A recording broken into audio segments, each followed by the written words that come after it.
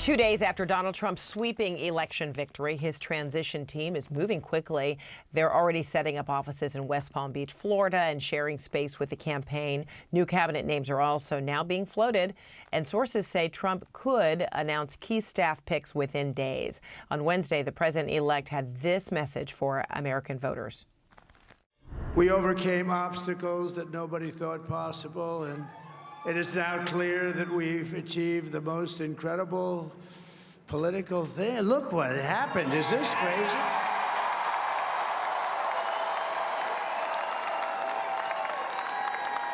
But it's a political victory that our country has never seen before, nothing like this. I want to thank the American people for the extraordinary honor of being elected your 47th president and your 45th president.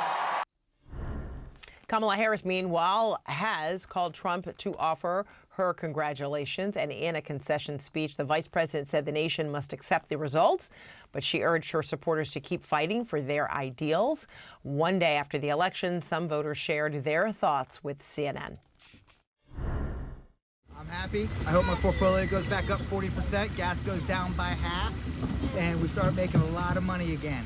In my personal opinion, Trump is the almond joy of presidents. Terrible and way too nutty. And it definitely kind of hit really hard that people would choose, a campaign basically run on hateful rhetoric over somebody with a level head on their shoulders. I'm feeling relieved that America came together and saved our democracy. I'm hoping for secure borders. I'm hoping for economic change. The main concern here is women's rights, but strong women are going to always rally together and fight for our rights, and we need to vote and come together to make the right decision in the states. I'm pretty disappointed. I'm just sad. I'm worried.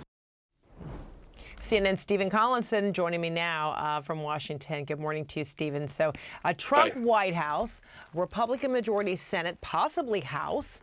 Will Trump have sweeping power? And, if so, what does that mean?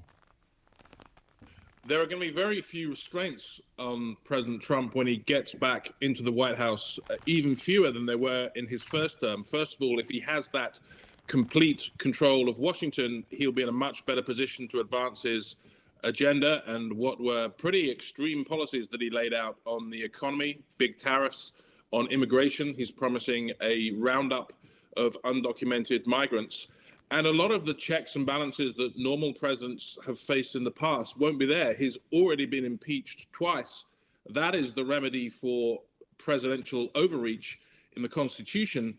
I don't think Trump's going to be too worried about that, even if Democrats were to win back the House in the midterm elections in 2 years. And Trump has also defied all the attempts to bring him to account, for example, for trying to overturn the 2020 election in the legal system. So what exactly is there to stop Trump pursuing some of his most radical policies? Also, the incoming administration is reportedly focusing on a major economic package centered on taxes, energy policy, border security, and deregulation.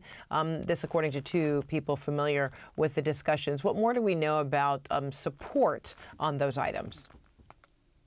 If Trump or if the Republicans manage to win the House, it's still not sure exactly who will control the House. Then it will be a lot easier for the new president to get his agenda through. If Democrats can somehow rally and win the 218 seats needed for a House majority, then things are going to be a lot more difficult for Trump. They could put a brake on Trump's agenda. They probably couldn't stop it completely, but there would be negotiations with the White House. So the former and future president's big tariff policies, he plans to really target U.S. trading partners as well as China, and for a very harsh enforcement policy on immigration, look like they will come to fruition fairly quickly if Republicans get control of the House. All right. So what about, all of those previous Trump cabinet members, from Mark Esper to John Bolton, Mark Milley, who all said Trump is dangerous if he's back in the White House? How will warnings from previous administration team members influence newcomers on how they approach their jobs? I think a lot of the people that Trump will bring into the government this time are true Trump believers. all the people you mentioned and many others in Trump's first term acted as constraints on the president. Sometimes they worked to shelve some of his most radical and outlandish ideas. The Trump campaign has been pretty clear that it's building a roster of personnel whose main qualification would be complete loyalty to the new president. So I don't think we're going to see the kind of efforts to stop him implementing what he exactly wants to implement during his second term. Now, that can change if an official is faced with the choice, for example, of whether to take an act that could fall foul of the law. That may change their mind, but we've seen that Trump, and I expect we will see as soon as he gets into office, that some people who did fall foul of the law, for instance, the rioters on January the 6th, 2020, who are now in prison, they're going to get absolved and pardoned by the president and released. So he has substantial power to protect people who do what he wants them to do. This outcome of this election, does this mean that voters overwhelmingly believe that a new Trump administration will be more of the same, similar to his previous administration, or that something is different this go round? I think a lot of voters went for Trump because they are hurting because of high grocery prices, the impact of high interest rates. I don't think those voters necessarily all like the chaos and the anger and the insults that come with the Trump presidency.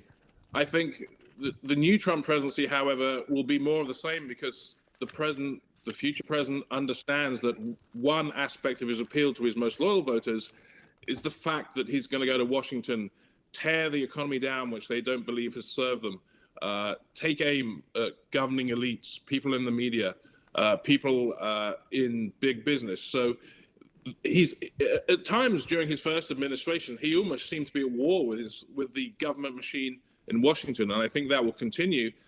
And as there are fewer guardrails that will constrain his activity, it will be more of the same, but probably more extreme. Stephen Collinson, thank you so much.